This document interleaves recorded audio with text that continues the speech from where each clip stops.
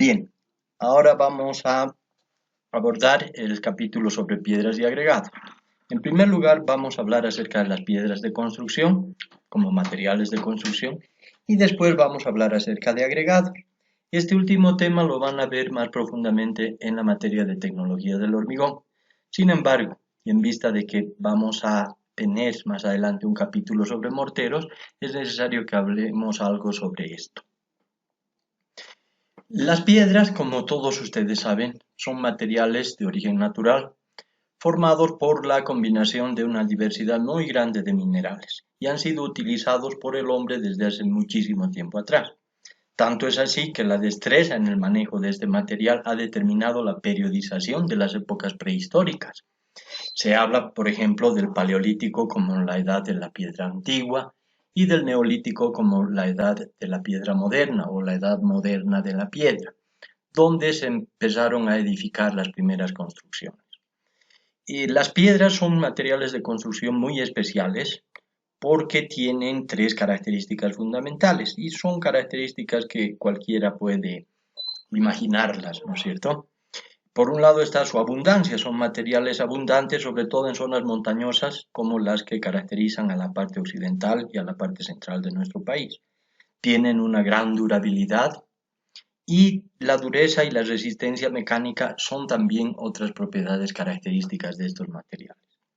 Generalmente las piedras se utilizan tal como se las encuentra en la naturaleza, pero en algunos casos pueden ser también procesadas parcialmente mediante el corte y el pulido.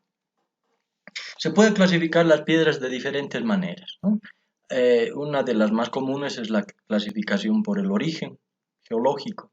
Pueden ser piedras ígneas que han salido del fondo de la tierra y se han enfriado, han salido con el magma de los volcanes y el enfriamiento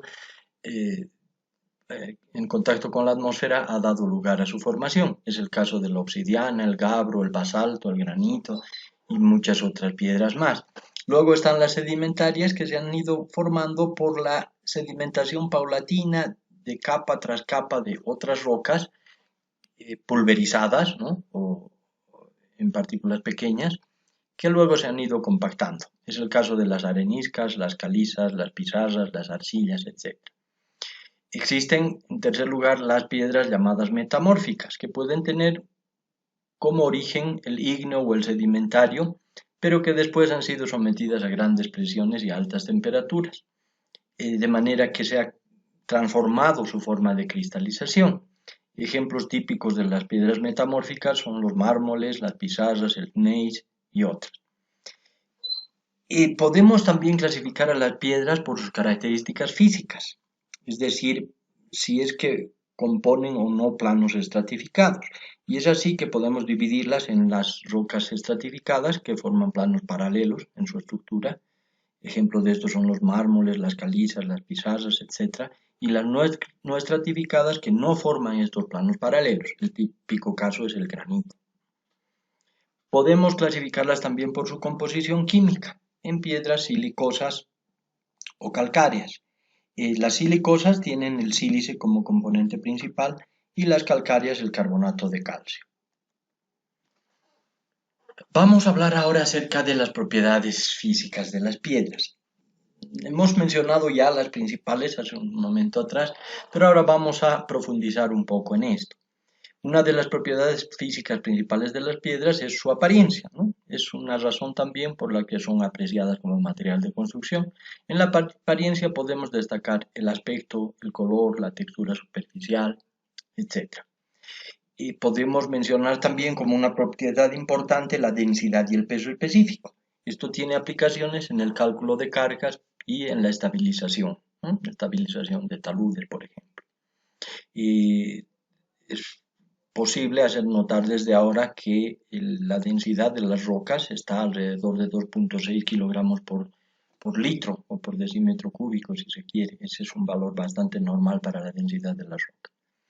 Podemos hablar también de la porosidad y absorción, dos propiedades que influyen mucho en la resistencia mecánica, en la capacidad de resistir al intemperismo, como es el caso del congelamiento y descongelamiento, la capacidad de adherirse a los morteros o a los hormigones o a otro tipo de aglomerante, la capacidad de brindar aislamiento, ya sea aislamiento térmico o aislamiento acústico, y la capacidad de brindar ligereza, también es el caso concreto de la piedra pómez. La dureza es otra propiedad de las piedras que es muy importante cuando se utiliza la piedra en pavimentación o en elementos sometidos a fuerte erosión, ¿no? Como en el caso de los rebalses de las presas, por ejemplo. Una forma de clasificar por su dureza a las rocas es la llamada escala de Mohs, que tiene una lista de 10 componentes que van de menor a mayor dureza, digamos, y que comienza con el talco, el yeso, la calcita, etc., y termina con el corindón y el diamante como los dos compuestos más duros, digamos. La característica de esto es que cada uno de los números mencionados es rayado por el subsiguiente, es decir, por ejemplo, el topacio que tiene número 8 raya al cuarzo, que es número 7, y es rayado por el corindón, que es el número 9. Entonces se van rayando unos a otros si contamos de mayor a menor. La trabajabilidad es otra propiedad de las piedras, es decir, la capacidad para pulirlas, para transformarlas, para cortarlas, etc. Y la resistencia a compresión es otra propiedad típica de la que vamos a hablar un poquito más adelante. También podemos mencionar la posibilidad de exfoliación, es decir, la de romperse en planos. Hace un rato hablábamos de las rocas estratificadas y de las no estratificadas y veíamos que es precisamente la exfoliación la propiedad principal de las rocas estratificadas. Podemos hablar de la tenacidad como la capacidad de resistir impactos y almacenar energía, que es apreciada sobre todo para usos en pavimentación. Otras propiedades son la resistencia al fuego, la dilatación térmica, la resistencia a la abrasión, que está muy relacionada a la dureza, la resistencia a los agentes orgánicos, la resistencia al congelamiento y descongelamiento, que está también relacionada con una propiedad que habíamos visto antes, que es la porosidad y la absorción, puesto que el agua al penetrar en las cavidades de las rocas, cuando se congela, aumenta su volumen más o menos en un 9 o 10% y este aumento de volumen ocasiona tensiones internas que pueden causar la desintegración de las piedras. Habíamos mencionado la resistencia a compresión como una de las propiedades y aquí sí me interesaría que traten de guardar esto en la memoria. Sería bien que subrayen esta tabla, por ejemplo, que ustedes tienen ahí en el texto, donde se muestran los órdenes de magnitud de las resistencias de distintos tipos de rocas en función de su grado de compactación o si se encuentran menos compactadas, ¿no? Así, por ejemplo, tenemos una arenisca resistente que tiene una resistencia que está entre 1500 y 2000 kilos por centímetro cuadrado. Como ustedes recordarán, para convertir estos valores en megapascales simplemente necesitamos quitar un cero. Tenemos el valor aproximado de 150 a 200 megapascales. De la misma forma, tenemos ahí en la tabla los valores para el granito compacto, el mármol, la caliza compacta o porosa, el granito corriente, la arenisca, etc. Y aquí quisiera que ustedes recuerden que las resistencias de las rocas oscilan en un amplio rango, como pueden ver, que puede ir desde 200 kilogramos por centímetro cuadrado, o sea, más o menos 20 megapascales, hasta los 2000 kilogramos por centímetro cuadrado, es decir, más o menos 200 megapascales. Si ustedes recuerdan, en alguna ocasión anterior habíamos hablado de una resistencia de un hormigón común, ¿verdad? Y habíamos visto que los hormigones que son comunes aquí en Bolivia están en el orden de los 20 a 30 megapascales. Entonces podríamos decir, haciendo una comparación, que esos hormigones tienen una resistencia bastante similar a las de las rocas menos resistentes. Ahora vamos a hablar un poco acerca de algunas aplicaciones de las piedras, ¿no? Como materiales de construcción. Las piedras tienen un montón de aplicaciones y se pueden utilizar enteras, sin mayor tratamiento, o bien cortadas. Un ejemplo típico de la piedra cortada es el sillar, ¿no? Que son piedras cortadas más o menos en forma de paralelepípedos y tienen aplicaciones en muros de contención, muros de cimentación, muros de cerramiento, en edificaciones, etc. O también como piedras brutas, sin mayor tratamiento, y estas pueden ser usadas como piedras desplazadoras, los llamados hormigones ciclópeos, por ejemplo, o en cimentaciones, en muros de contención también, como piedras de mampostería, incluso pueden ser utilizadas en gaviones, como vamos a ver un poquito más adelante. Y tienen ustedes algunas fotografías que ilustran el uso de la piedra, en el caso de la izquierda, en un cerramiento, ¿no? En un muro de cerramiento, y en el otro caso de la derecha como un muro de contención. Pueden usarse también las piedras como pilares, columnas, arcos y bóvedas, generalmente en forma de sillares, o pueden utilizarse en revestimientos de pisos y fachadas, donde generalmente se aprecia su color y su textura para dar acabados estéticamente apreciados, ¿no? Se utilizan también las piedras en pavimentación. En Bolivia y más concretamente aquí en la ciudad de La Paz se utilizan mucho los llamados adoquines de Comanche, que son tomados de una cantera de Comanche en la provincia de Pacajes de La Paz y que han pervivido durante muchísimos años pavimentando las aceras y las calzadas principales de nuestra ciudad. Es de hacer notar que hace años atrás, por ejemplo, como ustedes pueden ver en la fotografía que se muestra aquí, toda la calle Evaristo Valle estaba pavimentada con estos adoquines, ¿no? Ahora, claro, se ha puesto un revestimiento de pavimento flexible y eh, esto ya no se ve más así, pero este tipo de pavimentación se ha utilizado, como les decía, en muchas de las calles principales de nuestra ciudad. Se puede utilizar también lo que se conoce como piedra manzana, que son piedras del tamaño de un puño, que luego son vaciadas con un mortero de cemento encima para conformar aceras y calzadas en las diferentes calles de la ciudad también. Aquí podemos ver otra aplicación de las piedras en los llamados gaviones, que se utilizan muchas veces como muros de contención para estabilización de taludes, donde las piedras son encajadas en mallas metálicas que son flexibles y esto permite tener varias ventajas con relación a los muros rígidos de hormigón. Aquí, por ejemplo, podemos ver un ejemplo de gaviones que tienen la flexibilidad suficiente, por un lado, para poder moverse, desplazarse sin romperse, y por otro lado, para dejar pasar el agua, es decir, tienen la permeabilidad suficiente para que en un caso dado, si es que se reúne agua en la parte de atrás, esta agua pueda atravesar el gavión sin causar mayor daño y mayor presión sobre el muro. Se pueden usar también las piedras como elementos arquitectónicos.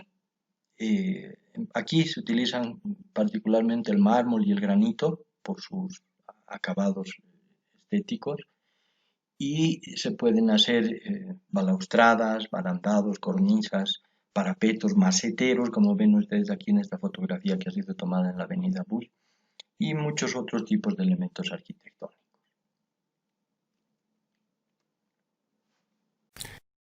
Una vez que hemos concluido con las piedras para la construcción, vamos a continuar en este video hablando sobre agregados para mezclas junto con un aglomerante. Los áridos o agregados, como se les suele denominar, son materiales granulares. Granulares quiere decir que tienen granos visibles a simple vista. Inertes, de tamaños variables, que tienen procedencia natural o artificial. Son importantes porque desempeñan un papel decisivo en los hormigones, morteros, hormigones asfálticos, etc. Porque, por un lado, constituyen el material más barato, el material más abundante dentro de la mezcla y que además ejerce una influencia positiva en la resistencia mecánica, en la retracción, en la trabajabilidad, en la durabilidad, en la abrasión, etc. Vamos a ver ahora la forma de clasificar a los agregados. Los agregados se pueden clasificar por su tamaño, que es la clasificación más importante que vamos a contemplar nosotros, y pueden también clasificarse por su procedencia. Vamos a hablar primero de la clasificación por tamaño. Podemos decir que es importante recordar dos tamaños, ¿no?, que están indicados aquí en forma de tamices. Como ustedes saben, un tamiz es una especie de cernidor como una coladera que tiene aberturas de un tamaño determinado y que se utiliza para segregar o para separar, mejor dicho, partículas de diferentes tamaños. El tamiz número 200 es un tamiz importante para recordar y tiene 75 micras de abertura. Otro tamiz importante que recordar es el tamiz número 4, que tiene 4.75 milímetros de abertura. Se dirá, ¿por qué ese valor tan extraño? ¿Por qué 4.75 y por qué no 5 directamente? Bueno, pues en las series europeas se utiliza el valor de 5 milímetros, pero en vista de que nosotros estamos tan influenciados por la cultura en tecnología del hormigón norteamericana, entonces es que la mayor, no la mayor parte, prácticamente todos los que trabajan con agregados y realizan granulometrías en nuestro medio utilizan este tamiz número 4, que es de 4.75 milímetros. Entonces, si podemos ver en este gráfico que se muestra en la diapositiva, vamos a ver que justamente esos dos tamices, el tamiz 200 y el tamiz número 4, conforman los límites de lo que vamos a denominar arena, ¿no? Entonces, repito, dos tamices para recordar, el tamiz número 4 y el tamiz número 200. El tamiz número 200 con un tamaño de abertura de 75 micras y el tamiz número 4 con un tamaño de abertura de 4.75 milímetros. Todo lo que es mayor a 4,75 milímetros, vamos a llamarlo grava en primera instancia y piedras cuando son tamaños más grandes. ¿Dónde está exactamente el límite entre gravas y piedras? Eso depende un poco del tipo de hormigón que uno vaya a hacer. Generalmente se trata de tamaños de 1 pulgada y media, incluso 2 pulgadas en algunos casos, ¿no? No hemos puesto un límite preciso ahí entre lo que son gravas y piedras, pero esos valores suelen ser los que se utilizan de acuerdo al tipo de hormigón que se quiere preparar y de acuerdo a características como son la distancia entre armaduras, la densidad de las armaduras, el tamaño de recubrimiento de hormigón sobre las armaduras, etcétera, etcétera. El tamaño de los elementos estructurales, etcétera. Para el otro lado, todo lo que está por debajo del tamiz 200, es decir, lo que es material más pequeño que 75 micras, se llaman limos. Y estos limos pueden en algunas ocasiones, en ciertos porcentajes pequeños, utilizarse también como parte de los agregados de las mezclas, pero en general se limita su valor a unas cuantas unidades porcentuales. No es conveniente tener mucho limo en los agregados. Y más allá de 1 o 2 micras, estamos poniendo un límite así un poco difuso de 1 a 2 micras, porque ustedes comprenderán que se trata de tamaños muy pequeños, que no son visibles a simple vista y que obviamente tampoco pueden separarse con tamices ni nada por el estilo.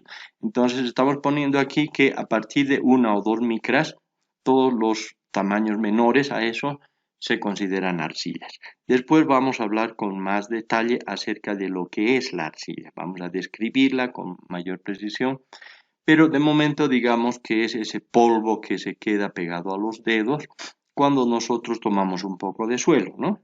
Si tomamos un poco de suelo en las manos, vamos a ver que hay algunas partículas que se ven a simple vista o que se sienten redondeadas al frotarlas entre los dedos, pero hay otras partículas que simplemente no se ven, es lo que comúnmente denominamos polvo. Eso generalmente son arcillas o limos de pequeñas partículas. Entonces, de acuerdo al tamaño, los áridos se dividen en áridos finos, que vamos a llamar arenas, y a veces limos, en función del tipo de requerimientos que tengamos para nuestro agregado, y que tienen partículas menores al tamiz número 4, es decir, a 4.75 milímetros. Y vamos a llamar áridos gruesos o gravas a los agregados o áridos que tienen partículas mayores a 4.75. Las arcillas, como decíamos antes, no se consideran áridos por las razones que se explicarán un poquito más adelante. En algunos casos, por ejemplo en los hormigones ciclópeos, se utilizan piedras de gran tamaño, incluso 1 o más decímetros de diámetro, como áridos o como piedra desplazadora, que se llama comúnmente, para conformar cimentaciones. Generalmente los hormigones ciclópeos se utilizan en cimentaciones. Y esto se debe a que ese tipo de elementos estarán solamente sometidos a esfuerzos de compresión, por lo tanto no necesitan armadura y en esos casos se puede utilizar piedras de mayores tamaños para hacer las mezclas más económicas.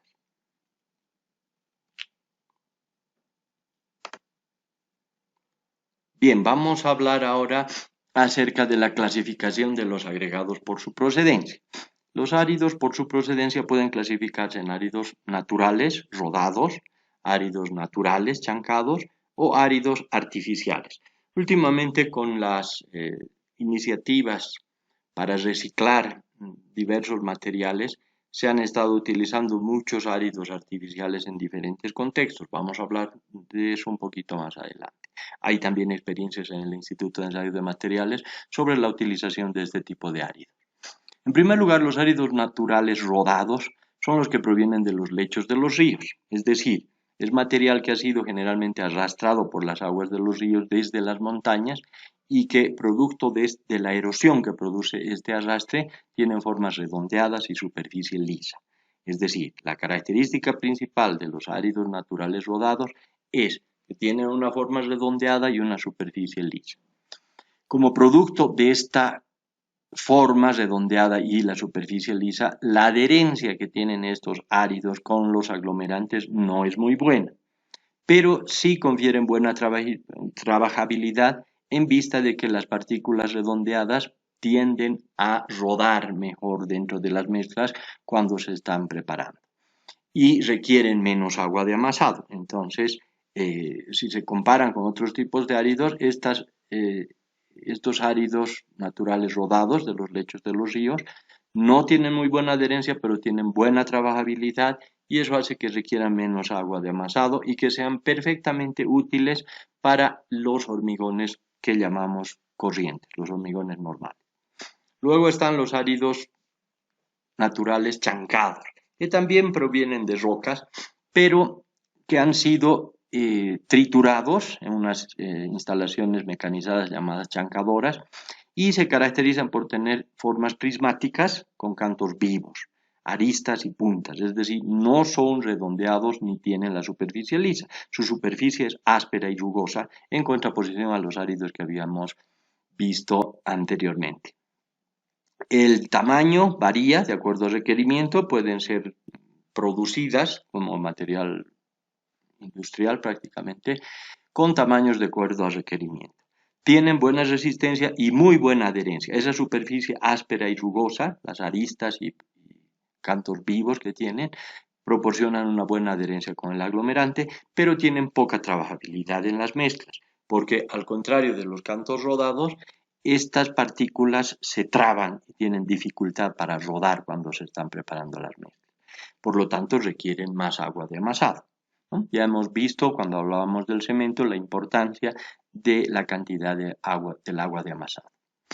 Finalmente tenemos los áridos artificiales que pueden ser productos industriales o desechos de diferentes actividades, como las escorias granuladas. Las escorias son los desechos de la producción de metales, la producción metalúrgica o siderúrgica. Pueden ser arcillas expandidas, cascotes de ladrillo, escombros de hormigón, etc. ¿no? Hay una infinidad de áridos artificiales, vamos a tratar de hablar un poquito de eso en la medida en que tengamos tiempo, pero esto lo van a ver ustedes con más profundidad en tecnología del hormigón. Las propiedades de estos áridos artificiales pueden ser muy diversas de acuerdo al tipo de árido de que se trate. Se puede tratar, por ejemplo, de pedazos de neumáticos, de autos, ¿no? O puede tratarse también de vidrio, puede tratarse de plastoformo, etcétera, etcétera. Hay una gran variedad de áridos artificiales. Pero, como decíamos, sus propiedades deben ser evaluadas para que sean correctamente utilizados. Bien, ahora, antes de hablar de las propiedades de los agregados, quisiera pedirles que paren un ratito el video y ustedes traten de imaginarse qué características pueden ser interesantes en los agregados.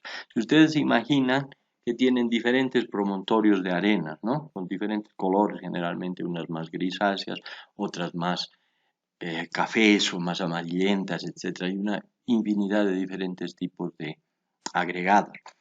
Pero para el observador poco acostumbrado, digamos, o con poca práctica, las arenas son prácticamente lo mismo, ¿no? Pero es precisamente eso lo que vamos a estudiar ahora, en vista de la importancia que tienen los agregados para la tecnología del hormigón y para los morteros. Necesitamos estudiar con mayor profundidad esto. Yo sé que es muy pretencioso pretender que ustedes logren captar en su justa dimensión todo esto que vamos a hablar ahora, pero quisiera que a modo de hacer un ejercicio, repito, paren un poquito el video y se imaginen qué cosas podrían interesarnos al estudiar los diferentes tipos de agregados, tanto las gravas como las arenas. Bien, vamos a proceder a describir ahora las propiedades. Aquí tenemos en esta primera diapositiva la densidad. Y obviamente hemos hablado ya de las densidades, hemos definido densidades absolutas, relativas, aparentes, densidades de conjunto, los que hemos llamado también pesos unitarios, y hemos visto que hay diferencias, si bien sutiles, pero hay diferencias que pueden ser en su momento importantes para la dosificación de mezclas principalmente, ¿no? Lo que ustedes van a estudiar después en tecnologías del hormigón. Vamos a hacer una diferenciación muy importante aquí al hablar de las densidades de los agregados y vamos a referirnos en primera instancia a los pesos unitarios o densidades de conjunto. En una clase anterior habíamos llamado a estas densidades de conjunto, pero estamos introduciendo ahora el concepto de pesos unitarios porque ese es el concepto que van a utilizar en tecnología del hormigón. Estos pesos unitarios se obtienen dividiendo el peso del material granular, fíjense que estamos hablando de granos, partículas, pueden ser gravas o pueden ser arenas, y que a su vez pueden estar en estado suelto o compactado. Vamos a ver en un laboratorio específicamente hecho para esto la diferencia entre el material suelto y el compactado. Y este peso entonces del material granular se divide entre el volumen del recipiente que lo contiene. Y aquí una cosa muy importante, es decir, en este volumen se incluyen los huecos entre las partículas. Esto que estamos diciendo no es nuevo para ustedes, lo hemos definido ya en la primera clase, donde hablábamos acerca de conceptos generales acerca de los materiales de construcción, pero tenemos que repetirlo aquí y además lo vamos a profundizar con un laboratorio que está diseñado específicamente para aclarar estos temas, porque tienen gran importancia para lo que van a hacer después en el diseño de mezclas en la materia de tecnología del hormigón. Luego tenemos los pesos específicos a los que hemos llamado también anteriormente densidades aparentes. He puesto la palabra bulk aquí porque en las denominaciones de las normas ASTM van a encontrar esa terminología. Bulk no tiene una traducción exacta en español, pero lo que quiero es que ustedes recuerden que siempre que vean esa palabra nos vamos a estar refiriendo a este tipo de pesos específicos, ¿ya? Y van a tener que estudiar muchas normas ASTM más adelante cuando estudien tecnología del hormigón. Estos pesos específicos o densidades aparentes se obtienen dividiendo el peso de las partículas entre su volumen, es decir, el volumen de las partículas, sin tomar en cuenta los huecos que hay entre las partículas. Por lo tanto, aquí no nos sirve el recipiente que las contiene, sino que tenemos que determinar el volumen de las propias partículas. Ahora, en este volumen sí se toman en cuenta los huecos de las partículas. Habíamos hablado anteriormente cómo las partículas tienen huecos accesibles e inaccesibles, ¿no? La porosidad de los huecos, que es algo que vamos a ver también aquí a continuación. Esos huecos de las partículas se toman en cuenta en estos volúmenes, pero no, repito, los huecos entre partículas. ¿Cómo se determinan estos volúmenes? Lo vamos a ver en un laboratorio que vamos a hacer específicamente para el efecto. Podemos ir adelantando que se utiliza para esto el principio de Arquímedes y una balanza, ¿no? Una balanza hidrostática que nos permite pesar el material bajo el agua. Con esos dos pesos, el peso al aire y el peso sumergido, se puede determinar el volumen aplicando el principio de Arquímedes. Bien, habíamos hablado ya un poco antes de la porosidad y ahora hay algo que está muy relacionado con eso. Son otras dos propiedades muy importantes de los agregados que vamos a denominar contenido de vacíos y absorción. ¿Ya? El contenido de vacíos se refiere a los huecos que hay entre las partículas, ¿no? Si nosotros imaginamos un conjunto de partículas, ya sean de grava o de arena, inmediatamente vamos a ver que cuando éstas se apilan, existen huecos entre esas partículas. A esto vamos a determinar el contenido de vacío. Vamos a denominar, perdón, el contenido de vacío. Por su parte, la absorción se refiere a los huecos abiertos de las partículas. Entonces, el contenido de vacío se refiere a los huecos entre las partículas y la absorción se refiere a los huecos abiertos de las partículas. Cuando digo huecos abiertos, me refiero a los huecos que tienen contacto con el exterior, obviamente. Esta absorción tiene mucha influencia en la adherencia con la pasta, con los aglomerantes, y de esta manera también influye, por supuesto, en la resistencia mecánica de las mezclas. Influye también en el consumo de agua, a mayor absorción, mayor consumo de agua, y en el comportamiento frente a los ciclos de congelamiento y descongelamiento. En general, no es recomendable tener agregados con mucha absorción porque, por un lado, consumen más agua el rato de hacer las mezclas y, por otro lado, son menos resistentes al efecto del congelamiento y descongelamiento. Y, en general, en cuanto a la durabilidad, áridos muy absorbentes son menos durables que áridos con menos absorción. Bien, quiero que recuerden estos conceptos que acabamos de ver, tanto las densidades como el contenido de vacíos y absorción, y recuerden también que vamos a tener un laboratorio específicamente diseñado para profundizar en estos temas y hacerlos ver con más claridad de manera práctica. Otra propiedad importante de los agregados es la humedad. No, la humedad puede aparecer en los áridos de diferentes maneras y eso hemos tratado de ilustrar en esta diapositiva con esta pequeña figura. Un agregado puede estar seco al horno. Este estado no es natural, para obtenerlo hay que meter las piedras en un horno hasta que desaparezca toda la humedad. El estado natural de los agregados es lo que denominamos aquí humedad natural, que quiere decir que hay un poquito de agua en las cavidades abiertas. Esas cavidades o esa porosidad que está en contacto con el exterior, esas cavidades de las piedras, se llenan parcialmente de agua. Entonces, si nosotros tomamos un agregado cualquiera en estado natural, ese agregado va a tener siempre un poquito de agua. Por eso se le llama eso humedad natural. La humedad natural de un árido puede ser mayor que de otro en función de su absorción. Luego tenemos un concepto importante, el estado SSS, que aquí está mostrado en la tercera figura, y es el estado saturado superficialmente seco. Este estado quiere decir que todos los huecos accesibles, los huecos abiertos, los huecos en contacto con el exterior están llenos de agua, están totalmente llenos de agua. Pero no existe película de agua superficial. Entonces, por eso se llama estado saturado, es decir, todos los huecos abiertos llenos de agua, pero superficialmente seco, es decir, no hay agua superficial.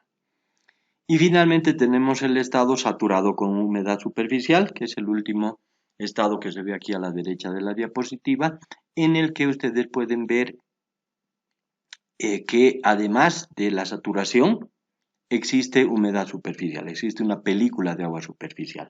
Esto se puede ilustrar muy fácilmente si ustedes meten una piedra en el agua, la dejan un rato ahí y luego al sacarla van a ver que esa piedra tiene brillo, ¿no? Está brillosa precisamente porque existe una película de agua en su superficie. Vamos a ver esto también más adelante en un laboratorio especial. Como producto de la humedad que existe entre los áridos y en la película superficial, alrededor de los áridos, se produce un fenómeno que se llama entumecimiento, esponjamiento o abultamiento. Este es un aumento de volumen de la arena húmeda por la presencia de esa película de agua, ¿no? Puede llegar a un 20, 30 y hasta un 40% en algunos casos cuando las arenas son muy finas, con contenidos de humedad del 5 al 8%. Es decir, cuando hay mucha agua alrededor de los agregados, por un lado, estos absorben agua en sus huecos abiertos, pero por otro lado, permiten que exista una película de agua alrededor de cada partícula, lo que produce un aumento de volumen. Fíjense que este fenómeno tiene mucha importancia el rato de hacer diseños de mezclas, porque si nosotros trabajamos con una arena húmeda, ¿no? Una arena que ha estado ahí expuesta a la intemperie, le ha caído una lluvia muy fuerte, entonces no debemos dejar de tomar en cuenta que existe ese entumecimiento que va a producir un aumento de volumen. Si es que nosotros estamos haciendo una dosificación por volumen, entonces aquí no podemos utilizar este material porque el volumen está totalmente distorsionado por la presencia de agua. Van a ver esto con mucho más detalle ustedes en la materia de tecnología del hormigón más adelante. Pero recuerden, se produce un entumecimiento o un esponjamiento por la presencia de agua superficial alrededor de las partículas de arena. Sobre todo en las arenas ocurre este fenómeno. Luego tenemos la forma como otra propiedad. Fíjense que, contrariamente a lo que uno pudiera pensar, la forma de los agregados sí tiene interés, ¿no? Puesto que unas formas redondeadas, es decir, con las tres dimensiones homogéneas, más o menos homogéneas, es una forma que proporciona buena trabajabilidad, proporciona buena resistencia, es la forma preferida, digamos así. Una forma laminar, es decir, donde dos dimensiones predominan sobre una tercera, son más o menos piedras en formas de plato, si quieren ustedes verlo de una manera más fácil de imaginar, ¿no? Estas piedras tienen problemas porque pueden acumular el agua de exudación debajo de su superficie inferior, ¿no? Ustedes saben, lo hemos estudiado ya cuando hablábamos del cemento, veíamos que se produce una exudación el rato de colocar las mezclas, ¿no? Y esa exudación es el agua que asciende a la superficie. Y entonces esa agua, cuando se topa con este tipo de partículas, se acumula en el inferior de ellas. Y entonces cuando esas partículas tengan que trabajar dentro de las mezclas, soportando cargas, entonces se van a romper mucho más fácilmente por flexión, debido a que el agua esa que se ha acumulado en su parte inferior se va después a retirar, ¿no? Y va a dejar huecos. Algo parecido, si bien en menor medida, pero algo parecido pasa con las partículas que aquí hemos llamado aciculares. Acicular quiere decir forma de aguja, donde una dimensión predomina sobre las otras dos. Si bien ahí el efecto no es tan grande como en el caso de las partículas laminares, pero sí también se produce una debilitación de las partículas cuando éstas tienen forma acicular y se rompen con mayor facilidad que las partículas redondeadas. Entonces, a modo de resumir esto, podemos decir que las formas redondeadas, las que tienen tres dimensiones más o menos iguales, son las mejores, pues dan mayor resistencia, son más dóciles, más fáciles de trabajar que los áridos de forma laminar o forma acicular. Otras propiedades muy importantes de los agregados se refieren a la textura superficial, ¿no? Esta, como hemos visto ya al hacer la clasificación por su procedencia, esta textura superficial, repito, puede ser lisa o rugosa. La textura lisa es típica de áridos de canto rodado, como lo hemos visto ya, y otorga mayor docilidad a las mezclas, pero menor adherencia. La textura rugosa es propia de los áridos chancados y presenta menos docilidad, pero mayor adherencia a la pasta de cemento. Entonces, como se puede ver, ambos tipos de agregados, tanto los de superficie lisa como los de superficie rugosa, tienen ventajas y desventajas. Y cabe recordar aquí que la textura superficial entonces es un aspecto importante a tomar en cuenta en el momento de elegir las o los agregados que vamos a utilizar. Se puede decir de manera general que los agregados rugosos son necesarios e incluso imprescindibles cuando se trata de hormigones de altas prestaciones, ¿no? Cuando hay que hacer mezclas con muy altas resistencias, es muy importante inferir en la adherencia. Y entonces, en ese caso, no se puede alcanzar una muy buena adherencia con las partículas lisas, las partículas de superficie lisa. Por eso se deben usar materiales con textura rugosa.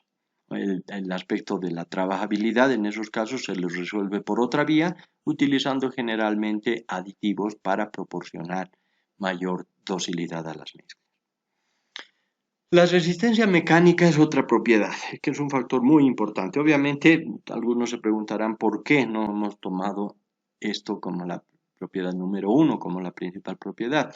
Es un factor importante, pero el problema es que no se puede determinar fácilmente. Se han hecho muchos intentos de evaluar la resistencia mecánica de un conjunto de partículas, ya sea en forma de gravas o en forma de arena, pero no se ha tenido éxito y no se tiene ningún método normalizado específico para determinar directamente la resistencia mecánica de los agregados, ¿no? Porque ustedes comprenderán que esta resistencia va a depender mucho de la cantidad de vacíos, de la forma de las partículas, va a depender de un sinfín de aspectos que pueden distorsionar la resistencia que uno está buscando. Entonces, lo que se hace generalmente es tomar en cuenta algo que habíamos dicho ya anteriormente, la resistencia de las rocas en general, ¿no? Que como habíamos visto, tienen valores que están entre 20 y 200 megapascales. Y se puede, partiendo de ahí, decir que las piedras van a tener resistencias que estén más o menos dentro de ese rango de orden de magnitud. En algunas ocasiones se ha intentado medir las resistencias por comparación, ¿no? Haciendo probetas de hormigón gemelas con los áridos estudiados y con áridos de resistencias conocidas. Entonces, de esa manera se puede ver cómo actúa el árido en la resistencia de las mezclas preparadas ya en probetas normalizadas que sí se pueden ensayar. Entonces, de manera resumida podemos decir que las resistencias son factores importantes para determinar las resistencias de las mezclas hechas con esos áridos. En general tienen resistencias mayores que los hormigones normales y en caso de necesitar prepararse hormigones de altas resistencias se debe seleccionar con cuidado los áridos para asegurarse de que tengan las resistencias que se requieren. La dureza es otra propiedad de los agregados. Esta es particularmente importante cuando el material va a ser utilizado en pavimentos, donde van a estar sometidos a fuerte desgaste, a abrasión o impacto, o bien en superficies donde se va a producir erosión por el agua, ya sean rebalses de presas, ya sean canales de riego, etcétera, etcétera. Esta dureza se determina con un ensayo específico para esto, que se llama el ensayo de desgaste de Los Ángeles, que fue desarrollado durante el proceso de construcción de carreteras hacia el oeste de los Estados Unidos, por eso tiene ese nombre, el desgaste de Los Ángeles.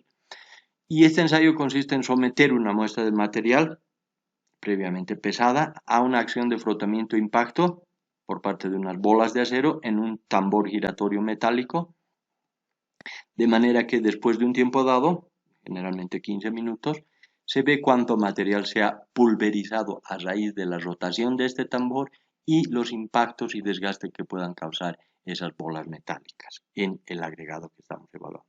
Entonces, como pueden ver, no se evalúa directamente la dureza en ese caso, sino más la resistencia al desgaste. Pero en vista de que la dureza y la resistencia al desgaste son propiedades muy relacionadas entre sí, es que estamos explicando de esta manera ahora. Bien, aquí hemos llegado a una de las cosas más importantes. Si hay algo que quiero que recuerden, si hay algo que quiero que subrayen en el texto, porque ustedes tienen todas estas diapositivas y este texto en su libro de apoyo, quiero que recuerden, les decía esto, las sustancias perjudiciales son los aspectos que más frecuentemente aparecen en los agregados, ¿no? Hace un rato les decía que ustedes traten de imaginarse qué diferencia puede haber entre unos áridos y otros. Ya hemos venido viendo cómo hay aspectos como la forma, la textura superficial, la dureza, las densidades, la porosidad y una serie de aspectos. Pero de todos estos que estamos mencionando, esto es lo más importante. Tienen ustedes que recordar que la presencia de sustancias perjudiciales es uno de los aspectos que ocurre con más frecuencia en los agregados y es uno de los aspectos que más daño puede causarle a una mezcla. Estas sustancias perjudiciales pueden ser impurezas orgánicas. Impurezas orgánicas quiere decir restos de papel, de plástico, hierbas, vegetales, cáscaras de frutas, restos de alimentos, excrementos de animales, etcétera, etcétera. Cualquier sustancia orgánica que esté contaminando al agregado, ya sea a la grava o a la arena, es perjudicial. Principalmente porque retrasan el fraguado, pero pueden también influir en la resistencia mecánica, ¿no? Su contenido debe estar controlado y existe un ensayo especial para esto, en el caso de las arenas, que se llama el ensayo de colorimetría.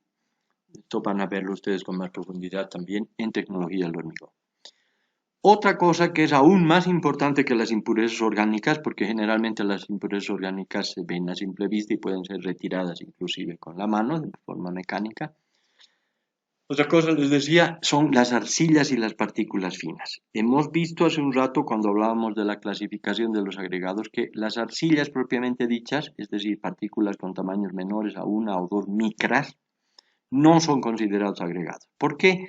Porque son partículas que tienden a expandirse en presencia del agua y son partículas que tienden a disminuir la resistencia.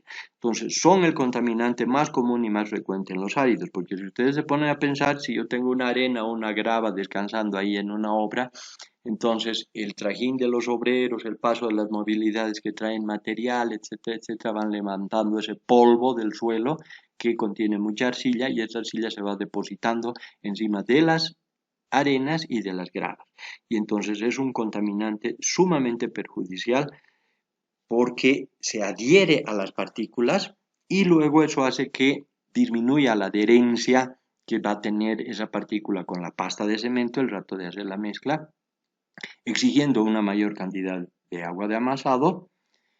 Y en el caso de que se formen terrones de arcilla, eso es todavía más problemático porque puede afectar muy drásticamente la resistencia, ¿no? Entonces, estas arcillas y las partículas finas, cuando decimos partículas finas, generalmente nos estamos refiriendo a los limos, ¿no es cierto? Estas partículas entonces se consideran perjudiciales y deben tener proporciones muy pequeñas, ¿no? Si es que se aceptan, tienen que aceptarse en proporciones muy pequeñas porque tienen un efecto perjudicial en las mezclas. Existe un ensayo que se llama el ensayo de equivalente arena, que es una forma bastante rápida de evaluar la proporción de arcilla que existe en una arena. Ustedes van a realizar este ensayo en la materia de tecnología del hormigón y van a ver cómo se puede ver fácilmente cuán contaminada está una determinada arena con arcilla, porque fíjense que la arcilla no se ve a simple vista, entonces puede ser que una arena aparentemente libre de arcilla tenga una cantidad significativa de este material. Entonces, las impurezas orgánicas por un lado y las arcillas por otro lado, y más importante aún, son los principales contaminantes, tanto de las gravas como de las arenas. Finalmente están las llamadas partículas desmenuzables o de bajas densidades. Se trata de minerales blandos que se pueden deshacer con las manos, como es el caso del yeso, el carbón. Hay una piedra que se le suele llamar piedra mosca, que es parecida al granito, pero es muchísimo más blanda. Y entonces estas partículas son indeseables porque disminuyen la resistencia mecánica, ¿no? Hay algunos tipos de agregados que tienen cantidades apreciables de estas partículas y esas partículas no son deseables en nuestras mezclas. Bien, vamos a hablar un poquito ahora acerca de la durabilidad. Hemos dicho que las piedras en general se caracterizan por ser muy durables, pero hay grados de durabilidad y obviamente hay algunas rocas y algunos tipos de piedras que son más durables que otras. Vamos a referirnos a una palabra en inglés, es soundness, que más o menos puede traducirse como durabilidad. Y hago referencia a esto porque es la denominación que se utiliza en una de las normas ASTM norteamericanas que van a utilizar ustedes más adelante en tecnología del hormigón. Esta durabilidad en principio se refiere a la capacidad de los agregados para resistir efectos del intemperismo, ¿no? Es decir, la acción del viento, de la lluvia, pero principalmente del congelamiento y descongelamiento del agua que entra a los huecos abiertos de las partículas. Para medir este efecto, entonces se utiliza un ensayo, que es precisamente la norma STM que mencionábamos hace un ratito, que consiste en someter al árido a ciclos consecutivos de inmersión y secado en una solución de sulfato de sodio o de sulfato de magnesio. Existen las dos posibilidades, el más usual es el ensayo con el sulfato de sodio y este ensayo que se realiza sumergiendo el material en esa solución y luego sacando, secando en un horno, volviendo a sumergir, volviendo a sacar, etc., nos proporciona una idea acerca de la resistencia que tiene el agregado ante los efectos del congelamiento y descongelamiento. Ustedes se darán cuenta que si yo quiero hacer ensayos de congelamiento y descongelamiento, puedo tardar muchísimo tiempo en evaluar esta propiedad. En cambio, con el ensayo de la solución de sulfato de sodio se puede hacer esto de manera mucho más acelerada. Entonces, hay áridos que tienen mayor durabilidad y son aquellos que se ven menos afectados por los ciclos de inmersión y secado en sulfato de sodio, y hay otros que son más afectados por este tipo de esfuerzo, ¿no? Entonces, los áridos más durables tendrán menos afectación en el curso de la realización de ese ensayo. Otro aspecto de la durabilidad de los agregados está referido a algo que ya habíamos visto cuando hablábamos del cemento, es la llamada reacción álcali-agregado. Hemos visto que el cemento tiene pequeñas cantidades de unos compuestos que hemos llamado álcalis, que son concretamente los óxidos de sodio y potasio, y que tienen una reacción sumamente peligrosa con áridos de naturaleza silicia amorfa, es decir, áridos donde el sílice está en estado amorfo, y que son muy comunes en nuestro medio. Ejemplos de esos áridos son el ópalo, la calcedonia, las andesitas, las tridimitas, etcétera, etcétera. Y esta reacción que se produce en estos áridos con sílice en estado amorfo y los álcalis del cemento generan compuestos expansivos. Para que se produzca esa reacción se necesita humedad, es cierto, pero la humedad está presente en muchos contextos. Entonces, esta reacción puede ser muy peligrosa y puede dar lugar a la destrucción del hormigón si es que se produce en condiciones adversas y no ha sido debidamente evaluado. Para evaluar esto se hacen ensayos, ¿no? Donde se combina el cemento que se va a utilizar con los áridos que están disponibles y se ve si es que existe la posibilidad de darse esta reacción. Es una reacción lenta que puede tardar muchos meses, incluso años, pero que cuando se produce es sumamente perjudicial. Ahora tenemos la granulometría de los agregados. La granulometría se refiere a la distribución del tamaño de partículas. Esto se estudia mejor haciendo un ensayo. Eso lo van a ver ustedes en tecnología del hormigón. Aquí simplemente vamos a dar algunas directrices, unas orientaciones generales acerca de la importancia que tiene la granulometría. La granulometría, repito, quiere decir la distribución del tamaño de las partículas de un árido. Una granulometría continua, es decir, donde hay granos de todos los tamaños, como se ve en la parte izquierda de la figura, permite una composición de la mezcla más densa y compacta, es decir, las partículas más pequeñas van llenando los huecos de las más grandes y así sucesivamente. Entonces se tiene una mezcla más compacta y de esta manera se puede disminuir el consumo de cemento o de aglomerante de manera general. Una granulometría discontinua, es decir, con pocos tamaños de partículas, nos da un grado menor de compacidad y por lo tanto ocasionará un mayor consumo de aglomerante. Se puede ver en la siguiente diapositiva la serie de tamices que se utilizan. Esto no lo vamos a ver con mucha profundidad ahora, simplemente se los estoy relatando de manera resumida porque lo van a ver con mucha más profundidad en tecnología del hormigón.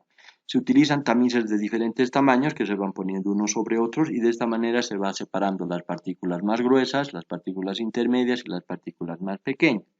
Entonces estos tamices tienen aberturas que aumentan su tamaño en razón de 1 a 2 o de 2 a 1 mejor, si es que contamos de los más gruesos a los más pequeños. Y generalmente los tamices de la serie STM son el tamiz número 200, ese viejo conocido que habíamos mencionado hace un rato atrás, que como ustedes recordarán es la frontera entre las arenas y los limos. Y ese 200, valga la oportunidad para decirlo, significa 200 por 200 aberturas por pulgada, ¿no? De ahí viene ese valor, por pulgada cuadrada. Luego está el tamiz número 100, que tiene un tamaño que es el doble que del tamiz 200, ¿no? El tamiz 200 tiene 75 micras, el tamiz 100 tiene 150 micras. Luego están el tamiz 50, tiene 300 micras, y así sucesivamente. La serie va aumentando, subiendo al doble del tamaño, hasta llegar a partículas de 1 pulgada, 1 pulgada y media, 2 pulgadas, 2 pulgadas y media, incluso 3 pulgadas, dependiendo del tipo de hormigón que uno quiera hacer, ¿no? Hace un rato, cuando hablábamos de la clasificación, no me animaba a decirles hasta dónde llega el tamaño máximo de las gravas, porque puede variar mucho en función del requerimiento, del tipo de hormigón que se está haciendo. Entonces, esos tamices para determinar la granulometría aumentan en relación de 1 a 2 o de 2 a 1, dependiendo como uno quiera ver, y las granulometrías de las arenas y de las gravas se determinan de manera separada y se hacen unos cuadros o unos gráficos como este que vemos a continuación, donde como ustedes pueden ver aquí a la izquierda está la granulometría de una arena y a la derecha está la granulometría de una grava, ¿no? Las líneas punteadas que ven alrededor o al lado de la línea continua son los límites que suelen poner las normas, ¿no? Las normas ponen unos límites y dicen dentro de esos límites debe estar la granulometría de una arena o de una grava para poder considerar las granulometrías continuas. Si se salen de esos límites quiere decir que esas granulometrías no son continuas o son poco continuas. Repito, esto lo van a ver ustedes con más detalle en tecnología del hormigón. Como pueden ver ustedes aquí, generalmente en el eje de las abscisas se utiliza una escala logarítmica y se indica las aberturas de los tamices. Entonces, cada uno de esos puntos que está marcado ahí se refiere a un tamaño de abertura que se traduce en un tamiz determinado, ¿no es cierto? Y en el eje vertical, en el eje de las ordenadas, se representa generalmente el porcentaje de material que pasa esa abertura. Bien, luego tenemos el tamaño máximo de los agregados que puede variar mucho en función de las características del hormigón o de la mezcla que queramos preparar. En principio podemos definirlo de la siguiente manera. Es la mínima abertura de tamiz por la que pasa más del 95% en peso del material. Repito, es la mínima abertura de tamiz por la que pasa más del 95% en peso del material, cuando además todo el material, es decir, el 100%, pasa por el tamiz de abertura doble. ¿Ya? No voy a detenerme aquí en esto, ustedes van a volver a ver este tema en tecnología del hormigón, pero simplemente aquí quiero definirlo para que ustedes lo recuerden más adelante. Se utiliza mucho este valor en la dosificación de hormigones.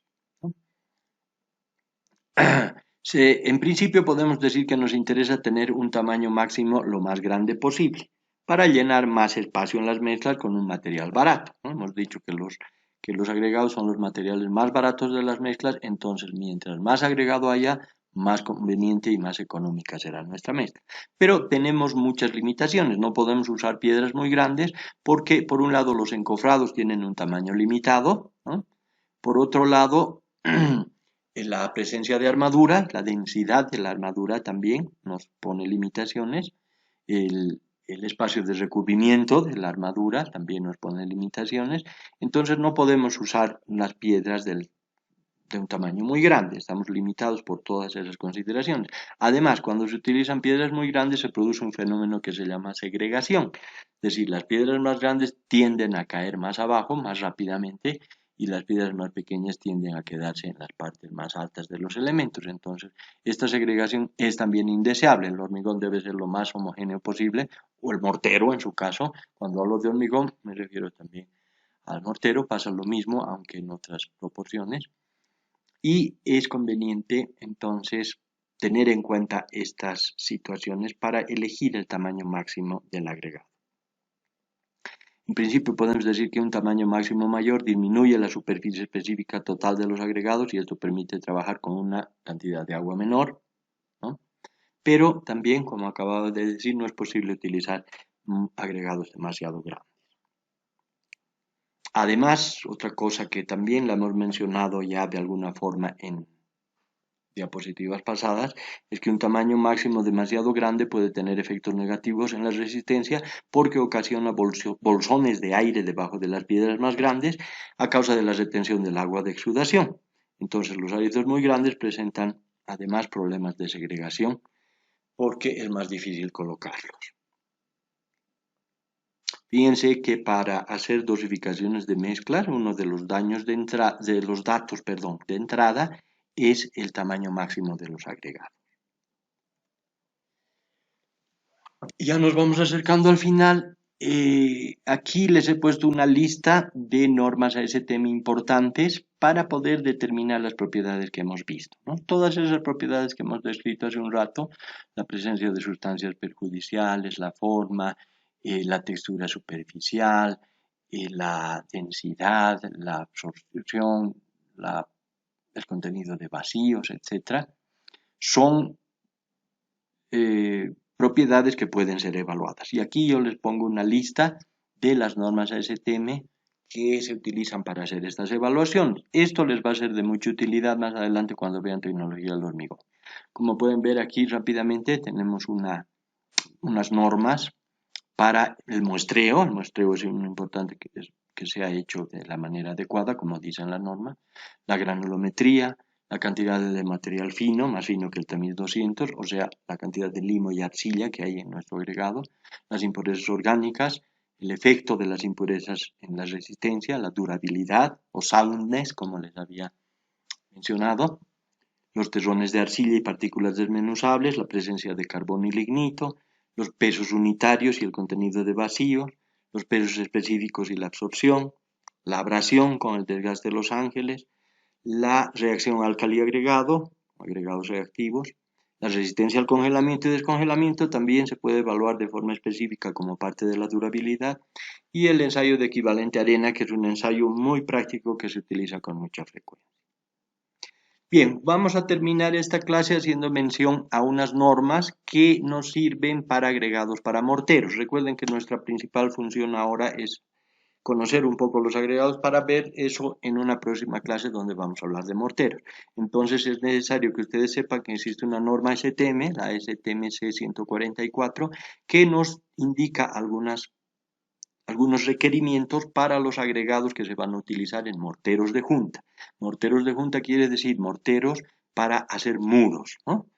Para utilizarse con mampuestos, con ladrillos, con bloques de hormigón, con piedras, etcétera, etcétera. Y ustedes pueden ver aquí cómo esta norma STM-C 144 da unas especificaciones para la granulometría del agregado y da otras especificaciones como esta que dice que no deberá tener más del 50% retenido entre dos tamices consecutivos. Este es un requisito de granulometría continua, como podrán darse cuenta, ni más del 25% entre los tamices 50 y 100, es decir, no debe haber tampoco mucho material muy fino. Siguen las especificaciones de esa norma diciendo que no debe haber más del 1% de partículas desmenuzables ni más del 0.5% de partículas ligeras. No deben tener impurezas orgánicas. Cuando se hace el ensayo de durabilidad con sulfato de sodio, se tendrá una pérdida menor al 10% y cuando se utilice sulfato de magnesio, una pérdida menor al 15%.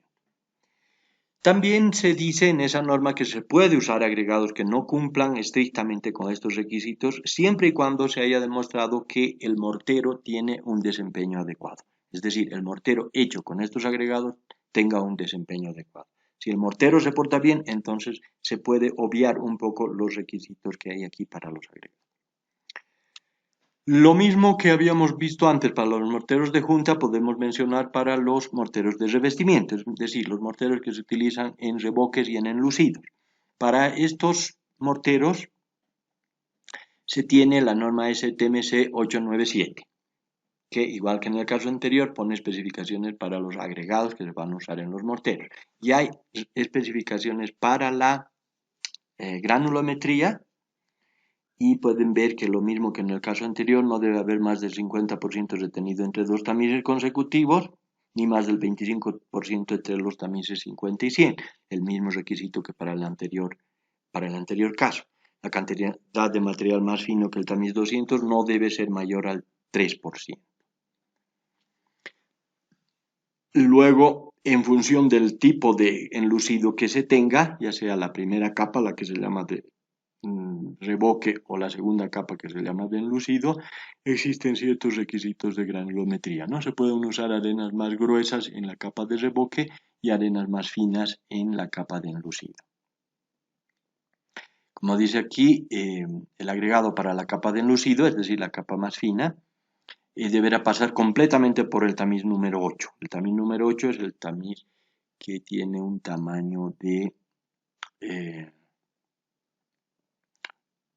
es el doble del número 4, la mitad del número 4, 2 milímetros, ¿no? Un poquito más, 2 punto algo milímetros.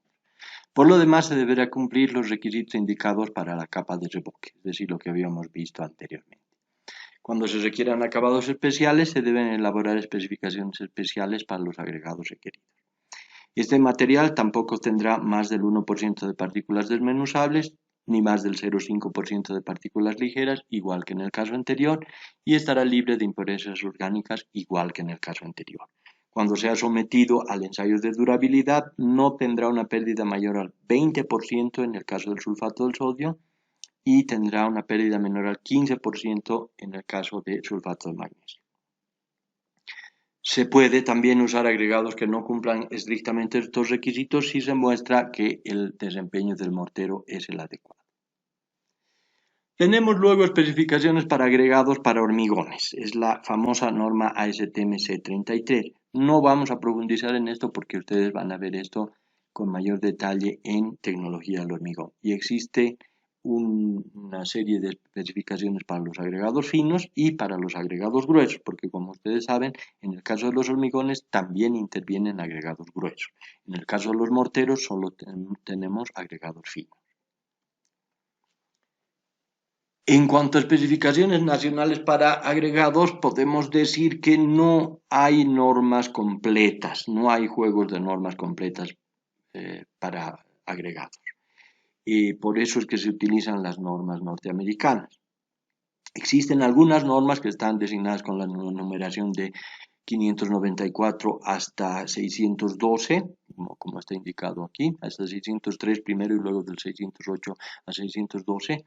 Sin embargo, en vista de que solamente fueron elaboradas tomando en cuenta los requisitos para hormigones, no las estamos tomando en cuenta aquí. Entonces son normas que están basadas en la ASTM C33. No tenemos todavía normas para morteros, normas nacionales quiero decir. Finalmente terminamos esto con una referencia acerca de los bancos de agregados de la ciudad de La Paz y de la ciudad del Alto. Vamos a empezar por las referencias a la ciudad de La Paz, donde podemos hablar de los agregados del río Irpavi, que son bastante comunes, son muy utilizados, unos agregados de coloración gris oscura, y que se pueden conseguir como arena corriente, es decir, una mezcla de grava y arena con preponderancia de arena, o arena fina, que es una arena que en principio pasa el tamiz número 4. ¿no? Esto se puede comprar del mismo lecho del río Irpavi. Están los agregados de San Roque, entrando por Achachicala, una distancia de aproximadamente 2 kilómetros de la urbanización autopista sobre el río denominado Caluyo. Están los agregados de la zona de río abajo, conocida como Carreras, más o menos a la altura del puente Lipari, se suele explotar esta cantera, este agregado del lecho de río. Están los agregados de la zona de Mayasa y Mayasilla, que proporcionan muy buenos agregados. ¿no? El de la zona de Chuquiaguillo, sobre el río Orcojahuira. Desde la zona de Calajahuira existen un montón de lugares donde personas individuales y cooperativas proveen estos áridos. Estos áridos suelen tener el problema de que hay mucha partícula plana y alargada, es una de las características de esos materiales porque tienen origen en pizarras, ¿no? que son muy comunes en esa zona. Están los agregados de la zona de Achocalla también, y puede conseguirse eventualmente material de los ríos Achumani, Quilusaya, de la zona de Cotauma, en Bajo Llojeta, la urbanización Playa Verde, por ejemplo, pero estos lugares son menos frecuentes, ¿no? Los más comunes son los de Irpavi, de Mayasilla, Chuquiaguillo, etc. En la ciudad del Alto también hay algunos proveedores muy importantes, ¿no? que a veces también son utilizados en la ciudad de La Paz. Los principales son los de la zona de Vilaque, en la carretera Copacabana, aproximadamente en el kilómetro 12, donde existen varias empresas dedicadas a la explotación de agregados. En la zona de Ventilla, ya en la carretera Oruro, aproximadamente en el kilómetro 16, existen también empresas que proveen arenas y gravillas. Está la zona de Chacoma, más o menos a la altura de la zona conocida como Naso Cruz, es un desvío de la carretera Oruro, y de aquí se provee mucho agregado, tanto de lecho de río como de yacimiento, ¿no? Más o menos por la zona de Villas Remedios es esto. También se comercializan agregados de otras localidades, de Laja, de Peñas, de Palcoco, de Achocalla, inclusive de Achacachi. Pero estos agregados ya no son tan comunes como los tres primeros que hemos mencionado en esta exposición. Bien, hasta ahí nuestra clase de hoy. Con esto hemos terminado el capítulo de agregados.